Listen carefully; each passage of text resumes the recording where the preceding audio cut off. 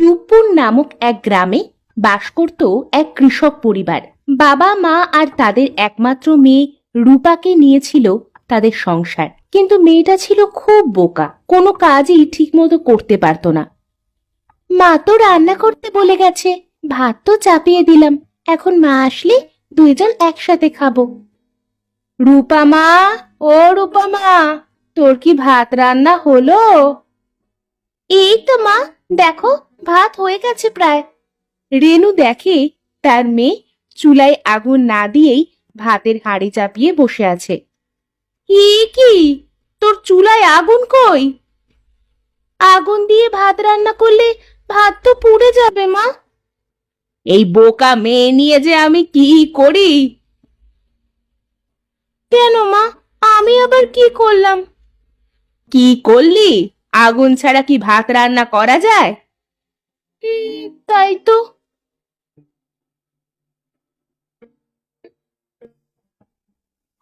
রূপামা, রূপামা, কই গেলি?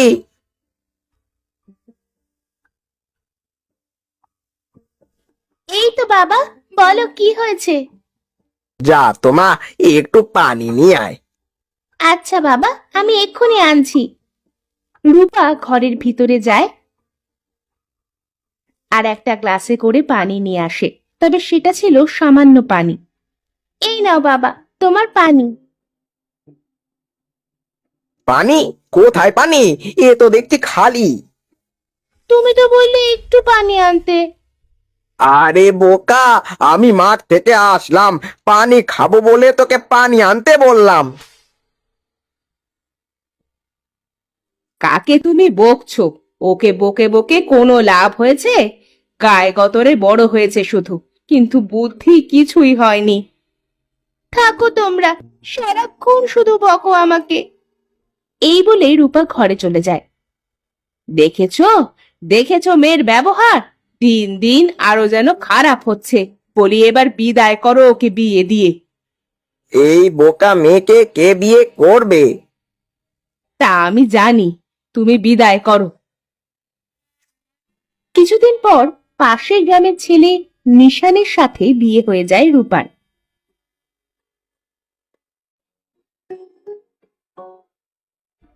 বৌমা, বৌমা, কোথায় গেলে? এই তো মা, বলেন কি হয়েছে? যাও, বাইরে থেকে আমার পানির বাটি নিয়ে আসো তো ওই ঘর থেকে। ঠিক আছে মা, এখনই যাচ্ছি। এই বলে রূপা পানের বাটি আনতে চলে যায়। মা তো আমাকে পানের বাটি নিয়ে যাইতে বলেছে, পান তো না। এই বলে রূপা সেই বাটির সব পান নিচে রেখে দেয় আর খালি বাটি নিয়ে শাশুড়ির কাছে যায়। এই নিন মা, পানের বাটি। পান কোথায়? আপনি তো পানের বাটি আনতে বললেন, পান তো না। কি বোকার বোকারে এই মেয়েটা! আমার ঘাট হয়েছে এই মেয়ের সাথে আমার ছেলের বিয়ে দিয়ে।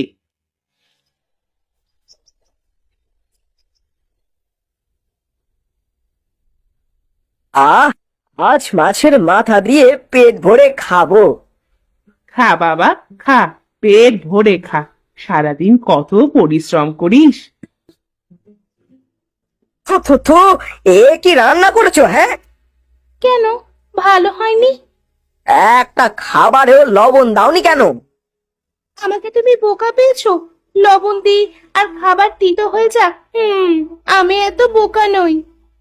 হায় রে কপাল, এই বোকা মেয়েটাকে বিয়ে করে আমার জীবন শেষ হয়ে গেল।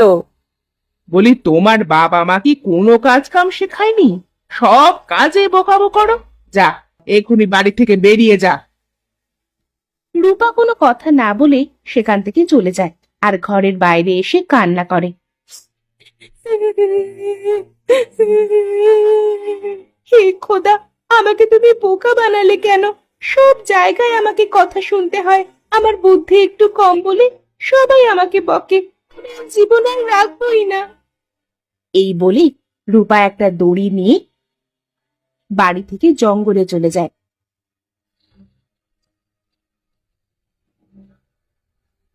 আর একটা কচু গাছের সাথে দড়ি বাঁধে। কচু গাছের সাথে দড়ি বাঁধা শেষ, এখন গলার সাথে দড়িটা বেঁধে দিই। না না, গলার সাথে দড়ি বাঁধলে তো ব্যথা লাগবে, এর থেকে আমি আমার পায়ের সাথে দড়িটা বাঁধি, তাহলে কম ব্যথা লাগবে। এমন সময় সেখানে একটা বুড়ি আসে আর বলে, এই মেয়ে, এখানে কি করছো? দেখছো না আমি আত্মহত্যা করছি? তুমি আত্মহত্যা করছো? তা কচু গাছের সাথে আবার পায়ের সাথে দড়ি বাঁধে? হা হা হা হা হা হা হা হা। আমাকে দেখে কি তোমার বোকা মনে হয়? আমি গলায় দড়ি বাঁধি আর ব্যথা লাগুক। ও আচ্ছা, তা তুমি মরছো কেন? আমার বুদ্ধিটা একটু কম বলে সবাই আমাকে বকে। আমার শাশুড়ি আমাকে বাড়ি থেকে বের করে দিয়েছে। বুঝলাম তোর দুঃখ। এই নে মশলা বড়ি।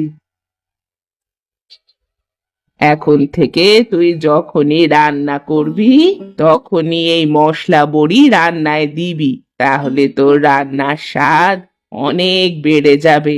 তোর শাশুড়ি আর স্বামী তোর ওপর আর রাগ করবে না। ঠিক আছে বুড়িমা। তাহলে এখন বাড়ি ফিরে যা।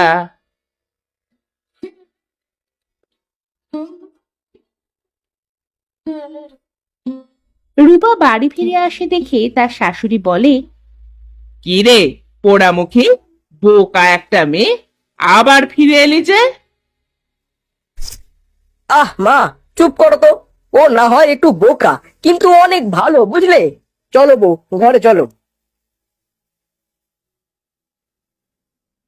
না, আমি এই বউকে বেশি দিন আমার বাড়িতে রাখবো না। যেমন করেই হোক তাড়িয়েই ছাড়বো। না, আজ কোনো বোকামো করা যাবে না, সবকিছু সুন্দর মতো করে রান্না করতে হবে, আর বুড়িমার কথা মতো তরকারিতে মশলার বড়িটা দিতে হবে। যাই, মশলার বড়িটা নিয়ে আসি। রূপা সেখান থেকে চলে যায় আর তার শাশুড়ি সেখানে আসে। দাঁড়া, আজ তোর রান্না এত খারাপ করব যেন আমার ছেলে তোর ওপর রাগ করে তোকে বাড়ি থেকে বের করে দেয়। এই বলে শাশুড়ি তরকারিতে অনেক লবণ দিয়ে সেখান থেকে চলে যায়। কিছুক্ষণ পর রূপা মশলার বড়ি নিয়ে আসে। আমার তরকারি তো প্রায় শেষ হয়ে গেছে, এখন এই মশলা বড়িটা দিয়ে দিই। এই বলে রূপা তরকারিতে মশলার বড়িটা দিয়ে দেয়। কই গো, তোমার কি রান্না হলো? আমি যে মাঠে যাব, তাড়াতাড়ি করো। এই তো হয়ে গেছে। এই নাও খাবার।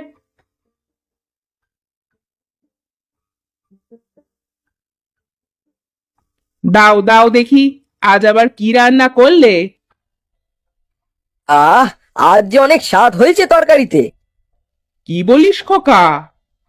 নিশানের কথায় তার মা খাবারটা মুখে নেয় আর দেখে সত্যিই তার অনেক স্বাদ হয়েছে।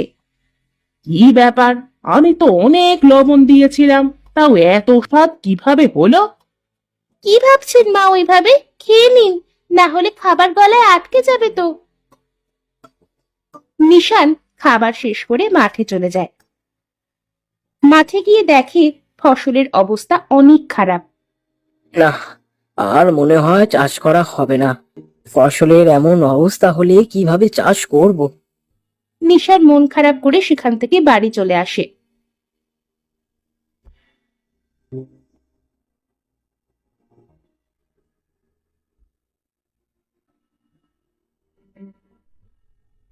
কি গো, মন খারাপ করে এইভাবে বসে আছো যে?